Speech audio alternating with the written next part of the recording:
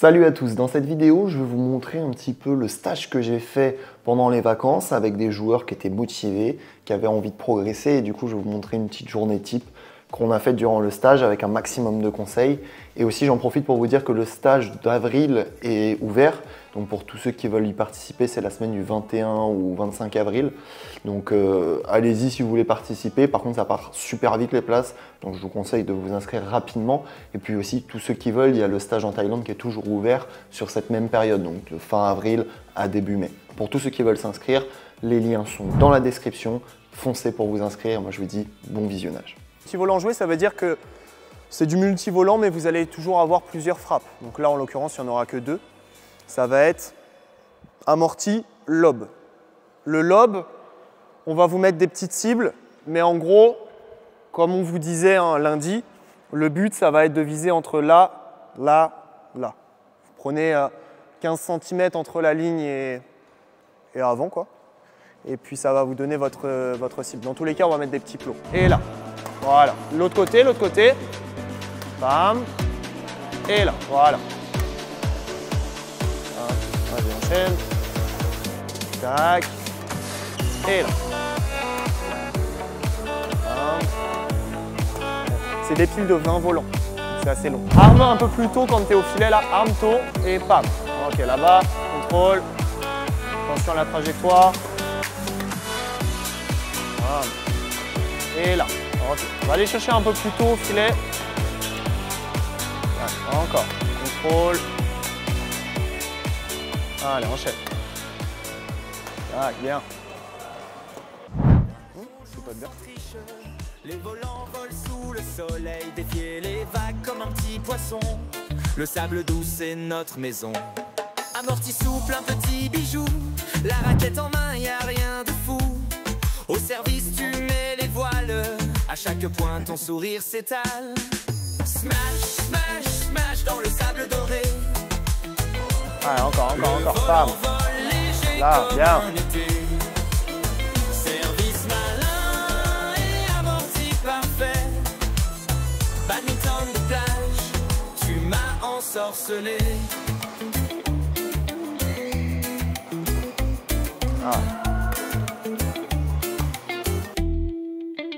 Regarde ces pros sur YouTube, badminton de plage, c'est fou.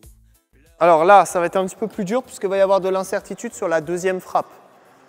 On fait que un passage lobe droit, un passage lobe croisé là, un passage lobe droit, un passage lobe croisé là-bas. Donc il y a 4 passages en tout et puis après je vous laisse, enfin vous verrez. Après ce sera l'allée de la mort, je vous en parlerai après. Donc en gros, là le premier j'envoie soit là-bas comme tout à l'heure, il fait amorti sur moi. Par contre le deuxième, j'ai le choix soit contre amorti ici, soit lobe là-bas. Il fait la frappe qu'il veut. Je m'en fous, en fond de cours il fait la frappe qu'il veut. Quand il est au filet par contre il fait lobe droit. Et après l'autre passage lobe croisé. Il est chiant sinon.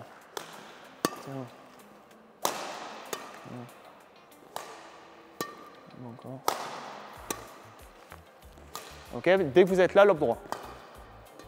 Quand vous êtes en fond de cours, de bien taper en avançant. Armez bien, on tape bien en avançant et quand vous arrivez au filet, c'est la même chose.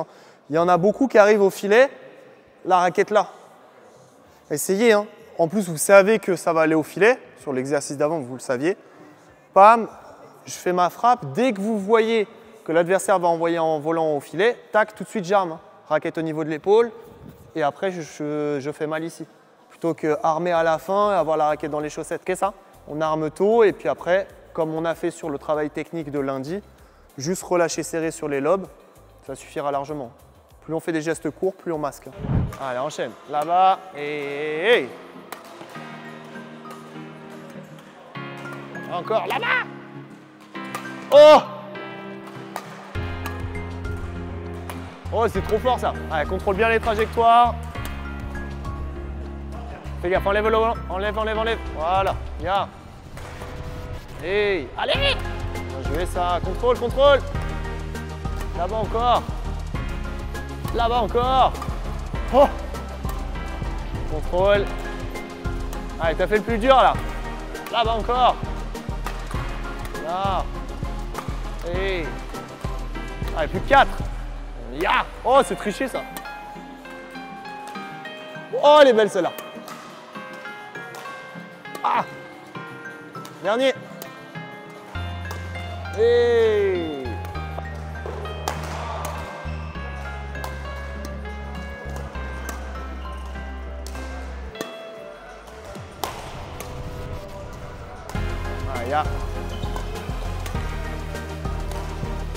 Voilà, encore, jusqu'au bout là-bas. Contrôle. Pensez à bien armer.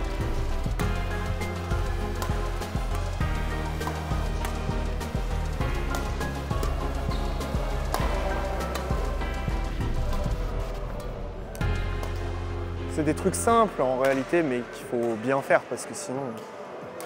En fait, il y a plein de gens qui pensent maîtriser des gestes et au final, tu regardes sur ce genre d'exercice assez simple que finalement, ils ne maîtrisent pas grand-chose. Et du coup, c'est important de travailler des choses simples, mais vraiment bien les faire, quoi. Et on se rend compte que sur ce genre d'exercice, il y a plein de joueurs qui ne savent pas faire un lob dans le couloir du fond. Donc, c'est important de les travailler et d'enchaîner les frappes aussi, parce que juste travailler sur un travail technique, c'est bon, tu me fais chier là. Juste travailler sur un truc statique, ça va. Mais après, le jouer en mouvement pendant un match, ça fait la différence, quoi. Parce qu'à chaque fois que vous voyez, il me fait chier, à chaque fois qu'il y a des lobs qui sont vraiment bien faits, en fait, ça change tout le match. Ça change tout. Tu commences à vraiment me faire chier. Ah, pardon. Ça change vraiment tout le fait d'avoir un lob dans le couloir du fond par rapport à un lob qui tombe avant la ligne, quoi. Dans le jeu, l'adversaire, forcément, il a moins de distance à faire. C'est plus facile pour sa trajectoire, donc ça va être plus difficile pour vous. Et un lob qui tombe vraiment bien dans le couloir du fond, l'adversaire va être un petit peu plus fatigué, sa trajectoire va être moins bonne, il va s'user un petit peu plus. Et ça, c'est le but recherché. Sur des trucs tout cons, un lob. Voilà, un lob. Donc voilà, faut juste, ce qu'il faut retenir, il faut savoir faire un lob. Alors, l'allée de la mort consiste à travailler sur 9 exercices. En termes de déplacement pour ce match essuie, c'est l'un des rares cas où on va faire jambe gauche, jambe droite, un peu pas couru. Okay, donc vous êtes ici, vous faites votre smash, bam. Quelle est la zone la plus dangereuse après un smash? Filet. Voilà, amorti devant, donc défense courte. Donc du coup, il va falloir aller vite au filet. Pour aller vite au filet, on va faire jambe gauche, jambe droite. Et après, on touche le plot. Là, pour l'exercice. Okay, c'est l'un des rares cas où on va utiliser le pas couru. Vu que vous faites un smash, normalement, l'adversaire ne va pas avoir trop le temps de vous fixer. Quand vous faites des amortis, des dégagements, c'est un peu différent, il y a plus d'incertitude. En amorti, vu que l'adversaire a un peu plus de temps, il va arriver tôt, il va fixer. Donc là, on utilise des déplacements différents. Mais sur un smash, normalement, il y a moins d'incertitude. L'adversaire, il a moins le temps de fixer. Donc du coup, on va chercher à aller vite vers l'avant et aussi pour garder l'attaque et mettre la pression. Une démo, Stanislas, Noah, allez-y. Donc nous, on va distribuer, c'est la même chose sur les 3 terrains. Ok, prêt? Vous smatchez, vous touchez le plot. Vous smatchez, vous touchez le plot. Ok, ça fait pam, pam, pam, pam, pam. Et ainsi de suite. Allez, smash, jambe gauche, jambe droite. Smash, jambe gauche, jambe droite. Hey, hey, hey. Ok, ça tourne.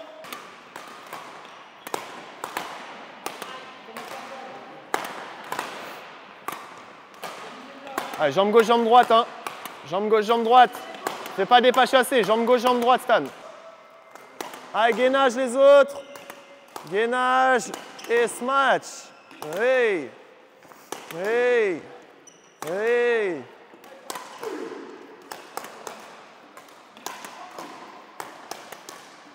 Facile. Allez, encore, on envoie, on envoie, on envoie, on envoie. Vas-y, là-bas. Là-bas. Allez, on touche, on touche, on touche, on touche. C'est bon. T'inquiète. Enlève le volant. Et ça tourne. Bah ouais.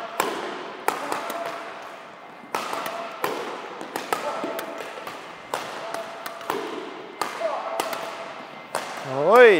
Ah, je te laisse remettre le plot. Il y en a 20 là? C'est marrant ça. C'est-à-dire que juste tu tapes, tu te poses pas de questions, tu bosses bien physiquement, tu vas vite au filet. Et après, sur la séance du lendemain, tu tapes comme une brute. C'est trop bien. Allez, je te laisse faire les étirements, Lucas. Allez, tout le monde suit Kylian pour les étirements. L'avantage, c'est que normalement, après ce genre d'exercice, vous n'avez pas de questions. Pas besoin de me creuser la tête à vous répondre. Voilà, j'espère que cette vidéo vous a plu. En tout cas, si c'est le cas, mettez un petit pouce bleu, abonnez-vous à la chaîne comme d'habitude. Pour ceux qui veulent aller plus loin aussi, j'ai écrit un livre qui est totalement gratuit, qui est dans la description. Donc c'est un livre de 110 pages sur comment monter N1. Et puis ceux qui veulent aller encore plus loin, évidemment, il y a le stage en France fin avril et le stage en Thaïlande sur cette même période. Je vous laisse aller checker ça dans la description, tous les liens sont dedans. Et moi je vous dis à très vite pour une nouvelle vidéo. Salut à tous.